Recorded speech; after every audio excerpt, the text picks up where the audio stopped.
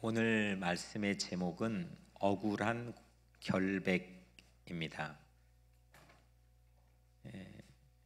억울한 거는 뭔가 결백하다고 하는 것을 내포하고 있는 말이겠죠.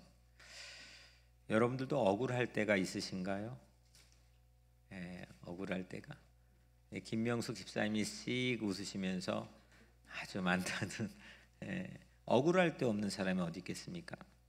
지금 방금 저도 한순간이 생각이 나는데 딱 한 번 정말 억울했던 순간이 있었습니다. 아주 어릴 때였는데 저보고 돈을 가져갔다는 거예요.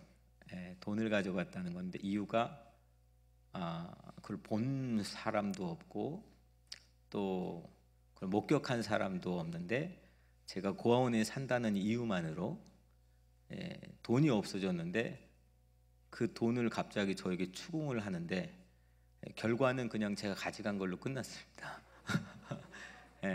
지금까지도 풀리지 않은 미제의 사건. 억울한 거죠. 누가 가난한 나라에 태어나고 싶어서 태어났습니까? 누가 뭐 노력해가지고 부자 집안, 부자 나라에 태어났습니까? 사실은 잘 생각해 보면 되게 억울한 거죠.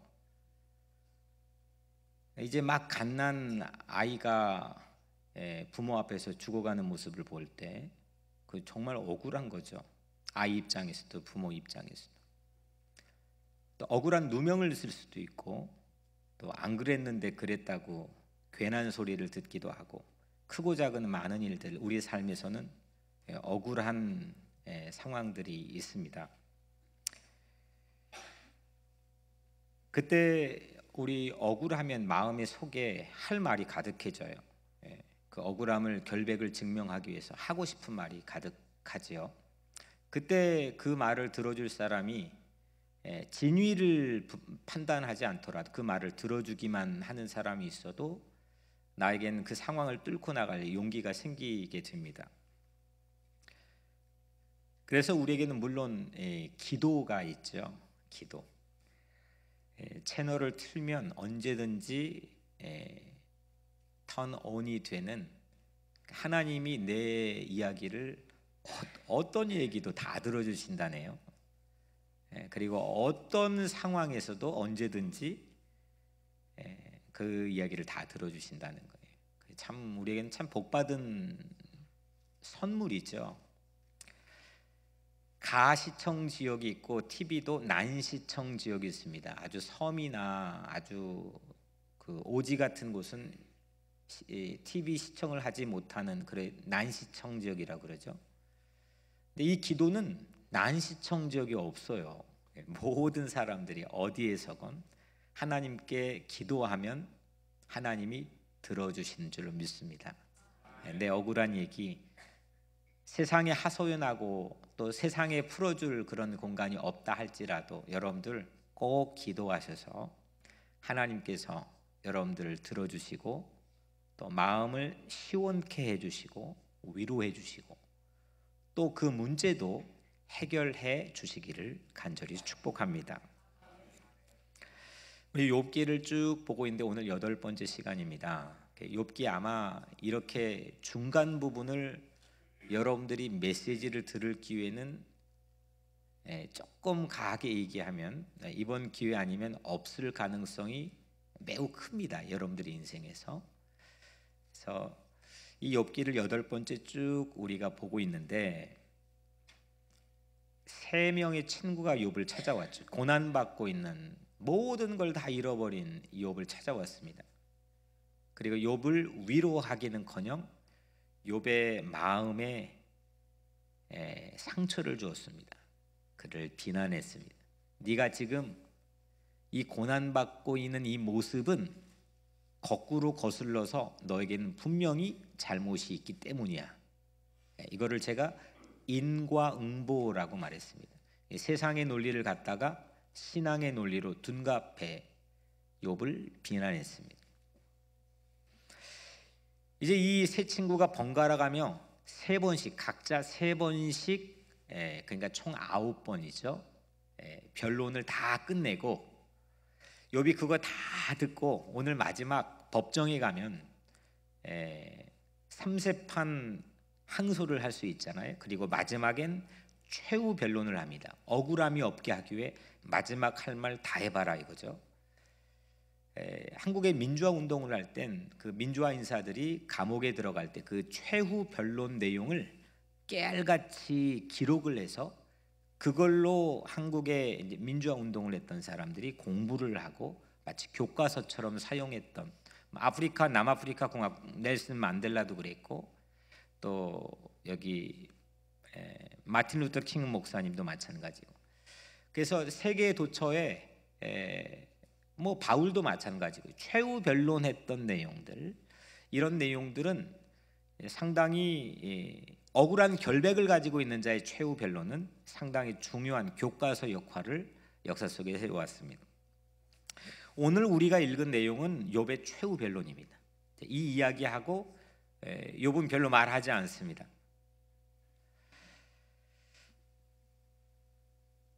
오늘 35절에 누구든지 나의 변명을 들어다오 나의 서명이 여기 있으니 전능자가 내게 대답하시기를 바라노라.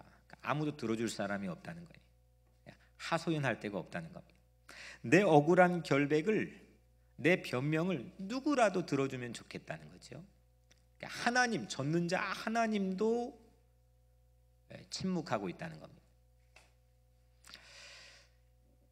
사실 이 욥기가 1장, 2장인 하나님이 잠깐 등장을 하지만 욥에게 한 하나님의 말씀이 아니고 사탄과 대화를 한 내용이었기 때문에 37장까지, 총 42장인데 37장까지 하나님은 욥에게 단 한마디도 하지 않았습니다.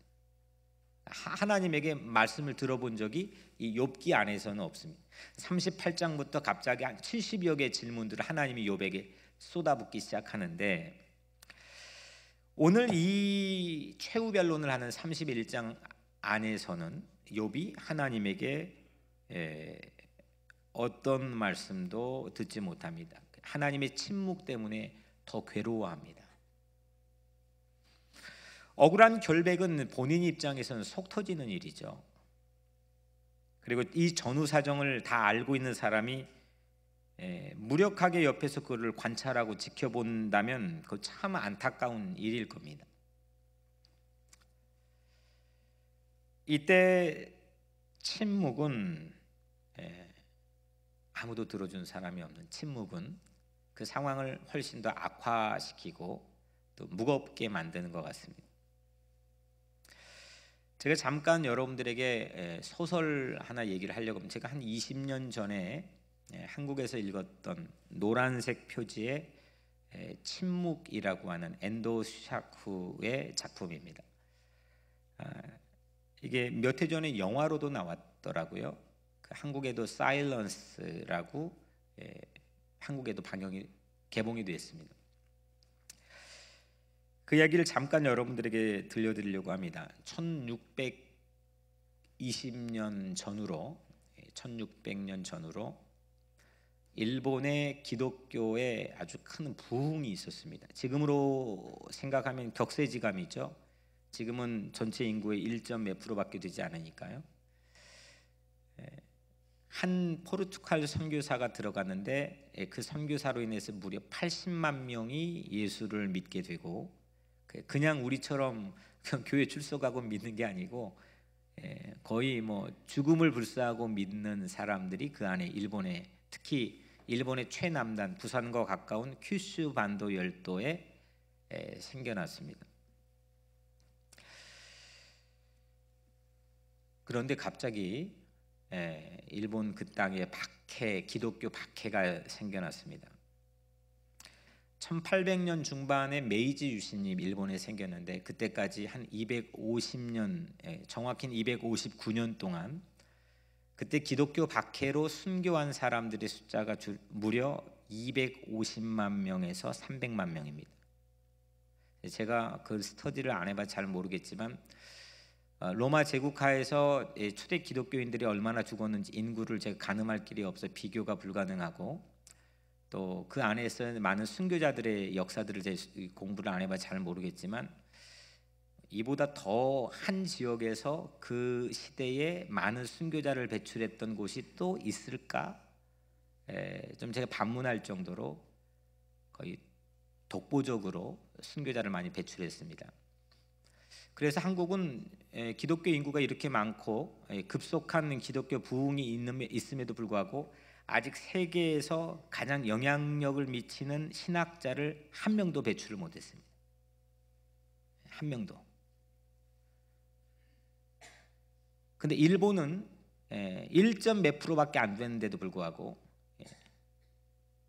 많은 신학자들이, 기독교 사상가들이 역사와 세상에 영향을 주고 있습니다. 그 이유가 뭘까? 순교자를 우리도 배출은 했지만 일본 땅에 예수 믿다가 순교한 이 엄청난 사람들의 열매가 바로 그 부분이 아닐까. 한국에서도 동경으로 신학을 공부하러 다들 갔었거든요. 뭐가 이렇게 역사적 깊이에서 들려주는 소리를 듣고 싶게 만들까? 이걸 우리가 좀 깊이 고민하면 참 좋을 것 같습니다. 여하튼 이렇게 많은 박해가 시작이 됐는데 그때 박해받는 광경 중에 나가사키 도시의 이 바닷가에 십자가 나무를 막 세워놓습니다. 물이 빠질 때 십자가 나무를 세워놓고 거기에 사람을 이렇게 매달아 놓습니다. 그리고 밀물이 들어오면 그 밀물이 들어오는 순서대로 물이 차올라서 한 사람씩 한 사람씩 죽어갑니다. 그때 이제 파도 소리가 칠 거 아니에요. 그 바닷속에 그 파도 소리에 잠겨가는 순교자들의 이 찬양이 서로 파도 소리와 찬양의 소리가 대결을 합니다. 이렇게 우리 평안하게 하나님께 올려드린 찬양도 있겠지만 그 바다에서 죽어가고 있는, 예수 믿는다는 이유 때문에 죽어가고 있는데 그 밀물이 점점 차오릅니다.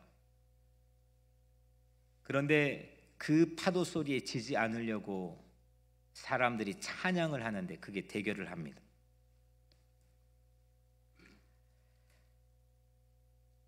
한 번은 한 사람을 기독교인이라고 하는 이유 때문에 볏짚으로 돌돌 말아서 쭉 펼쳐가지고 불에 태워서 죽이는 현장에 이를 지켜본 한 일본 기독교인이 이 소설의 주인공인 로드리게스 선교사에게 이렇게 말합니다.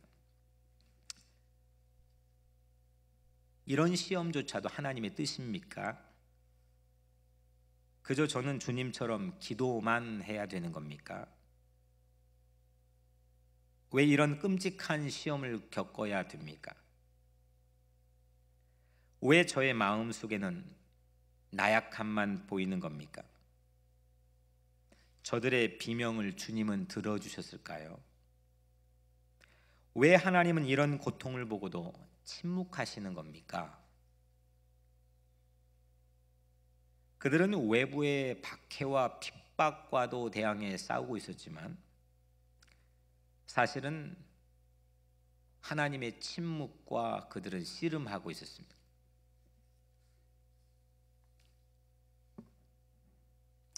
엔도 슈샤쿠 이 책의 저자는 이렇게 많은 순교자들이 죽어가고 있는데 259년 동안 300만 명이 죽어가고 있는데 주님은 어디에 있는지 묻습니다.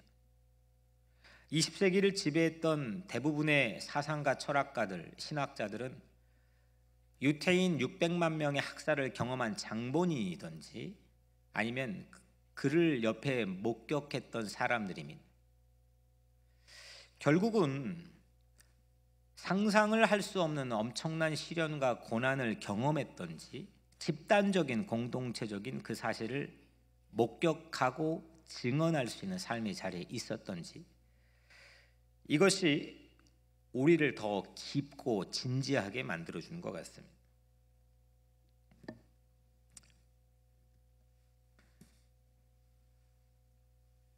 주인공 로드리게스 선교사가 그 일본 박해하는 그 재판관들에게 이렇게 추궁을 당합니다. 후미에라고 있는 일본말 후미에인데 뜻은 밟는 얼굴이라는 뜻이라네요. 근데 조그만한 초상인데 예수의 얼굴이 그려져 있습니다. 그걸 앞에 놓아두고 발바닥만 합니다. 그걸 밟으면 일본 기독교인 3명을 풀어주고 네가 밟지 않으면 너를 죽이는 게 아니라 저 3명을 차례대로 죽일 거다. 계속합니다. 나를 죽이면 오히려 훨씬 순교하고 그 찰나를 넘어가면 되는 건데 그 수없는 잔인한 현장들을 나로 인해서 보게 됩니다. 여러분들이라면 어떻게 하겠습니까? 이 선교사는 그 사이에 서 있습니다. 선교사는 아무도 도와주지 않는 침묵하는 예수님에게 그렇게 독백합니다. 그 상황에서 책의 262페이지에 보면 주여 지금이야말로 당신은 침묵을 깨버리셔야 합니다. 더 이상 침묵하고 계셔서는 안 됩니다. 예수가 그 자리에 오면 후미에를 밟을까 밟지 않으실까, 자신의 얼굴을 밟을까 밟지 않을까. 이때 선교사는 예수 그리스도의 음성을 듣게 됩니다. 밟아도 좋다. 네 발의 아픔을 내가 제일 잘 알고 있다. 밟아도 좋다. 나는 너희에게 밟히기 위해서 이 세상에 태어났고 너희 아픔을 나누기 위해서 십자가를 짊어졌던 것이다. 로드리게스 선교사는 결국 그 후미에를 밟게 됩니다. 그리고 이후 그는 배교자로 낙인 찍혀서 포르투갈 사제나에 출교를 당하게 되고 이후 수십 년을 일본에 살면서 배교자의 낙인 찍혀 모든 주변 사람들에게 조롱을 당하고 심지어 일본 사람들에게 조롱을 당하면서 그렇게 자기 생애를 마감합니다. 이 선교사는 생애 마지막에 이렇게 고백을 합니다.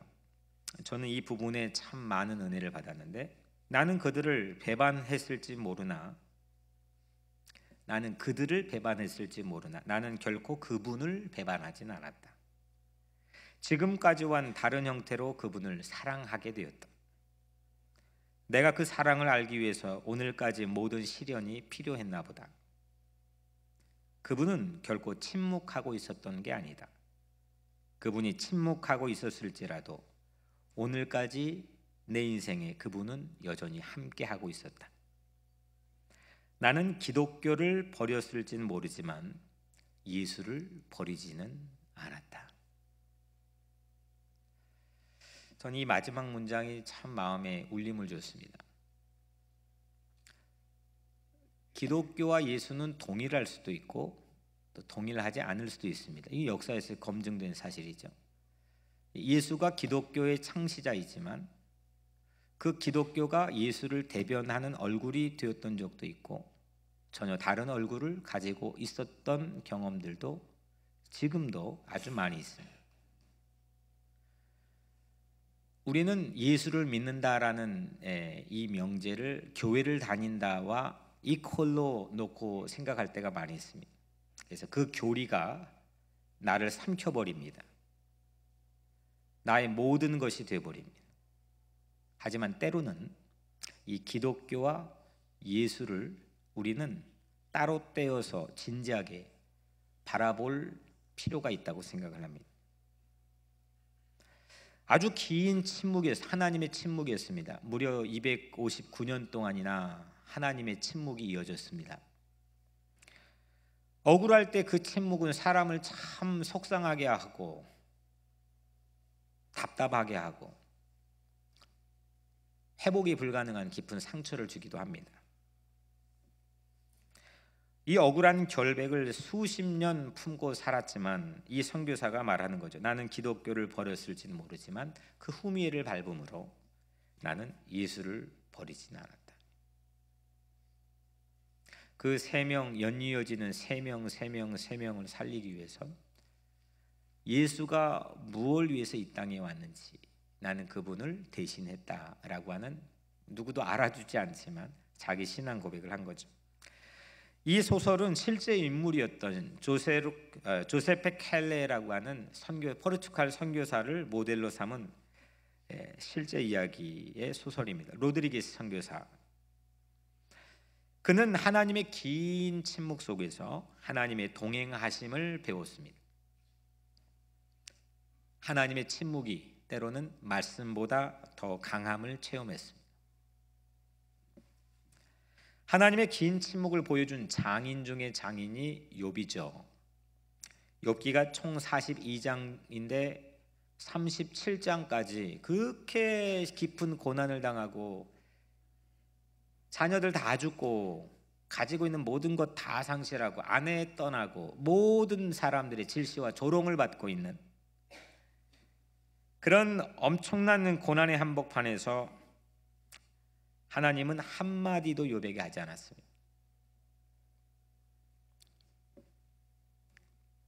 기도도 했고 또 묵상도 하고 신앙생활의 경건성이라면 누구보다 뛰어났던 욥, 그 욥에게 하나님은 한마디도 37장까지 하지 않았습니다. 순교냐 배교냐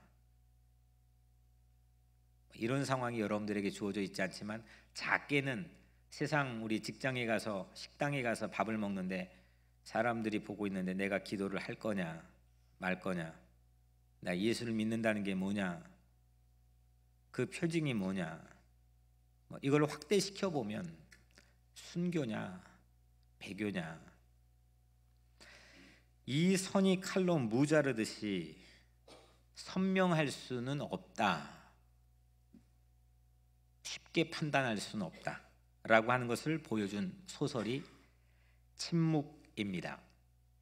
이처럼 욥기 속에 있는 하나님의 침묵을 우리는 함부로 판단할 수도 없고, 욥의 세 친구들처럼 그 침묵, 하나님의 침묵을 악용해서 누군가를 공격하는 수단으로 삼아서도 안 될 거라는 걸 우리에게 가르치고 있습니다.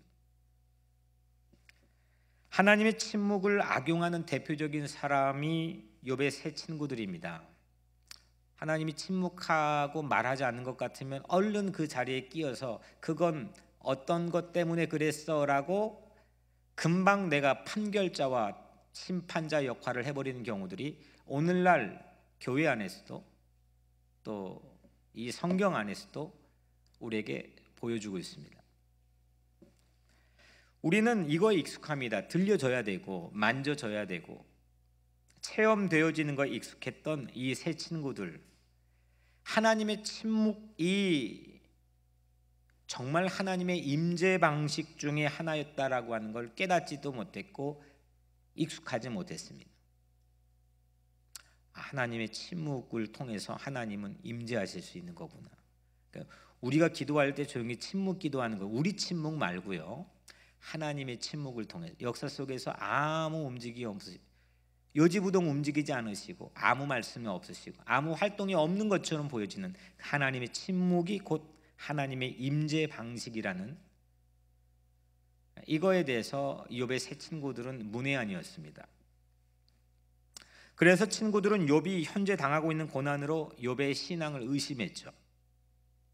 뭐라도 티를 찾아서 구실을 맞춰야 직성이 풀리는 그런 모습을 우리에게 보여주었습니다. 뭐라도 찾아내가지고 이걸 공식으로 짜 맞춰야 이게 자기 직성이 풀리는 모습을 욥의 세 친구들이 우리에게 보여줬는데, 그 우리들에도 있는 모습 아니겠습니까? 욥을 정죄하고 비판만 했습니다. 침묵이라고 한 영화에서 이 박해받는 로드리게스는 일본의 기독교 농민들을 살리기 위해서 그 후미에를 밟습니다. 고난받는 욥도 욥기 3장에 보면 온통 자신의 생일을 저주하고 후미에를 밟는 그런 꼴이 됩니다. 이 로드리게스를 우리가 어떻게 바라봐야 되느냐, 이 욥을 우리는 어떻게 바라봐야 되느냐, 이게 상당히 우리에겐 중요한 진지한 질문입니다. 내가 억울할 때, 내가 고난받는데 억울한 결백이 있을 때 그걸 뚫고 나가야 되는 그 장엄한 믿음을 갖는 것도 한 면으로 중요하지만, 기독교는 억울한 이들이 내 옆에 있을 때, 그게 가족이건 교우건 우리가 알지 못하는 사람이건, 억울한 사람이 있을 때 그 사람에 대해서 우리가 어떤 자세를 취해야 되는지 성경의 이 두 가지는 동일하게 예수님께서 삶을 사셨고 우리에게 강조하고 있습니다. 예수님이 이렇게 말씀합니다. 마태복음 7장 1절 2절에 비판을 받지 아니하려거든 비판하지 말라. 너희가 비판하는 그 비판으로 너희가 비판을 받을 것이요 너희가 헤아리는 그 헤아림으로 너희가 헤아림을 받을 것이니라. 고난을 이겨내는 나 개인의 믿음도 중요하지만 고난받고 있는 이를 대할 수 있는 성숙한 삶의 자세 또한 욥기는 우리에게 가르쳐주고 있습니다. 이어서 마태복음 7장 3절 5절 말씀에 어찌하여 형제의 눈 속에 있는 티는 보고 네 눈 속에 있는 들보는 깨닫지 못하느냐. 보라, 네 눈 속에 들보가 있는데 어찌하여 형제에게 말하기를 나로 네 눈 속에 있는 티를 빼게 하라 하겠느냐. 외식하는 자여, 먼저 네 눈 속에서 들보를 빼어라. 그 후에야 밝히 보고 형제의 눈 속에서 티를 빼리라. 하나님의 침묵을 기회로 악용해서 쉽게 비판하게 되면 내 눈 속에 있는 들보를 우리는 보지 못하게 됩니다. 들보가 무엇입니까? 들보는 집을 짓는데 가장 길고 큰 목재를 들보라고 합니다. 우리 여기 건축하시는 분도 계시는데 들보는 그 집을 짓는데 가장 길고 가장 큰 목재. 전 건축을 안 해봐서 그거 어디에 사용, 석가래에 받치는 데 사용할지 기둥을 사용할지 잘 모르겠지만 가장 집의 가장 큰 목재가 들보입니다.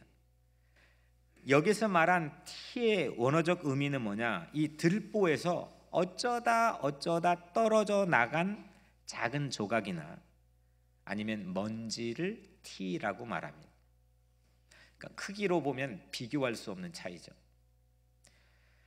상대의 눈 속에 있는 작은 티가 어쩌면 내 눈 속에 들보에서 떨어져 나온 작은 조각일지도 모르는 거야. 이렇게 예수님이 우리를 가르치고 있는 거예요.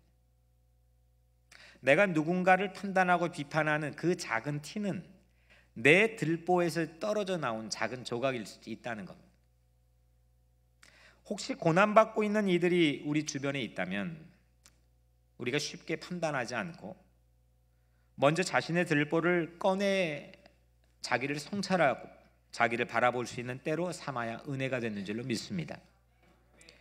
누군가를 제가 아까 처음에 돈 안 가져갔는데 돈 가져갔다고 하니까 어이가 없더라고요. 황당하더라고요. 말문이 막혀서 아무 말도 못 하겠더라고요.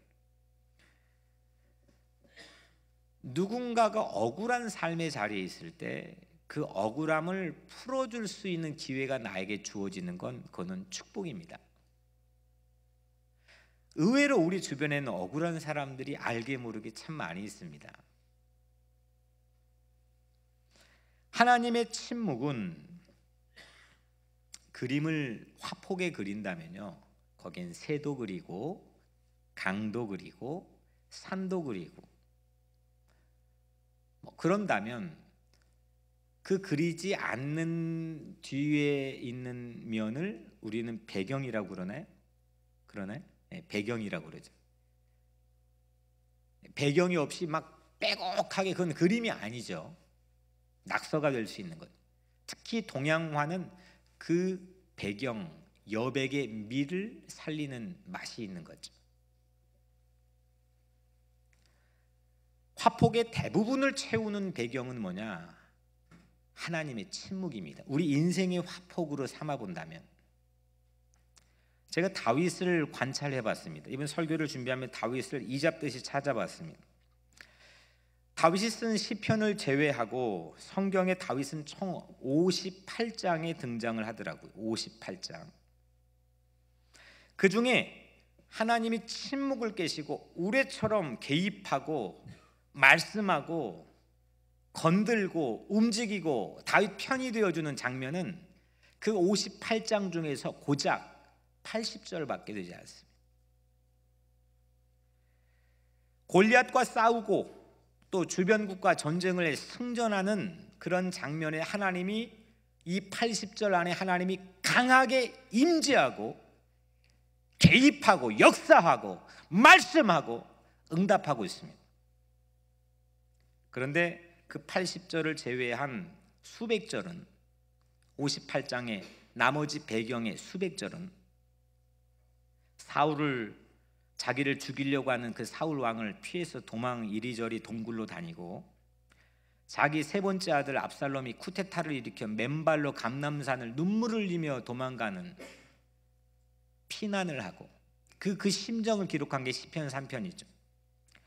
블레셋 적국에 들어가서 침을 질질 흘리고 자기 살아보려고 미친 척까지 하는데도 수백 절 가운데 하나님은 침묵하고 있습니다. 하나님 말씀하지 않았습니다.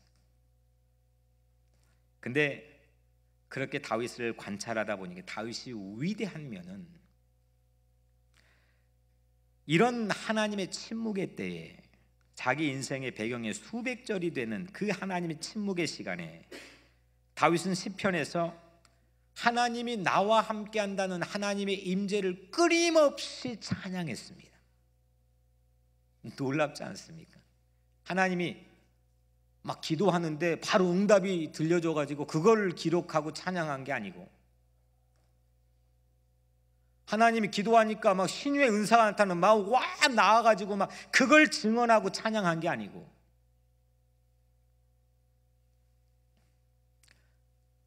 80절 이외에 수백 절이 되는 하나님의 침묵의 시간에 도리어 다윗은 하나님의 임재를 강하게 증언했고 찬양했습니다.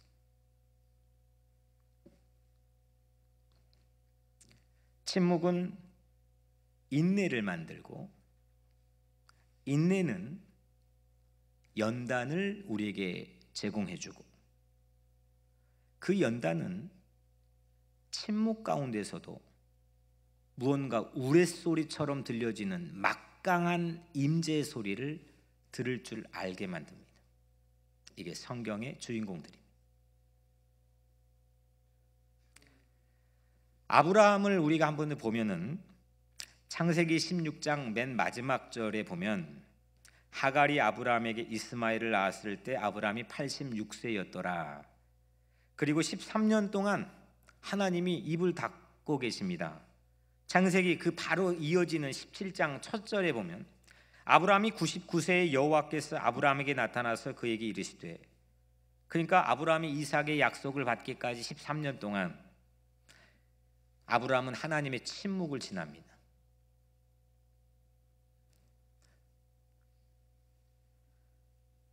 또 그 이삭을 나중에 모리아 산의 제단에 태워서 그걸 갈라서 하나님의 번제 제물로 바치라고 하는 명령을 받고 3일 길을 그 아들과 모리아 산으로 걸어가는데 그 3일 동안 성경은 침묵합니다. 하나님 침묵합니다. 욥기도 37장까지 그 엄청나고 험악한 욥의 시련과 고난 한복판에 한마디 얘기하지 않으시고 하나님은 38장이 되어서야 말문을 여십니다. 구약의 맨 마지막 책인 말라기 이후에 그리고 마태복음 첫 절까지 성경은 없습니다.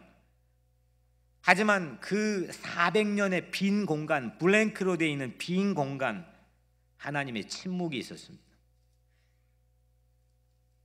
일본에서 259년 동안 300만 명이 죽어가고 순교하고 박해받아 없어져 가는데 하나님은 묵묵부답 침묵했습니다. 겟세마네 동산에서 예수님이 십자가를 며칠 앞두고 땀방울이 핏방울로 보여질 정도로 기도할 때에 하나님은 침묵했습니다. 결국 십자가 위에서 나의 하나님 나의 하나님 어찌하여 나를 버리시나이까, 그때도 하나님은 침묵하셨습니다. 침묵도 말씀이라는 걸 깨닫게 됩니다. 왜냐하면 하나님께서는 어디에서나 살아계시고 언제나 우리와 함께 동행하신다고 하는 그 믿음을 이 침묵을 통해서 우리에게 주기 때문입니다. 무신분립, 믿음이 없이는 모든 것이 설 수 없다. 믿음이 있을 때 하나님의 침묵 속에서도 우리는 하나님과 함께 설 수 있게 될 줄로 믿습니다. 억울한 결백만큼 무거운 고난이 또 어디 있겠습니까?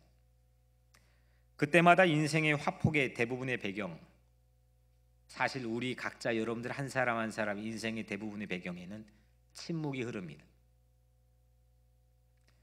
그걸 어떤 색깔로 칠할까요? 그 여백의 맛을 어떤 색깔로 더 맛깔나게 여러분들의 인생을 채울까요? 성경은 이렇게 말합니다. 오직 예수 그리스도. 이사야 42장 2절 3절에 그는 메시아 그리스도에 대한 예언입니다. 그는 외치지 아니하며 목소리를 높이지 아니하며 그 소리를 거리에 들리게 하지 아니하며 상한 갈대를 꺾지 아니하며 꺼져가는 등불을 끄지 아니하고. 조그만한 일에도 화들짝 화려하게 리액션을 보내고 또 그게 없을 때는 사르르 사라져버리는 우리의 연약한 믿음 신앙생활 안에서 예수 그리스도는 침묵하시는 메시아로 우리에게 오셨다는 겁니다.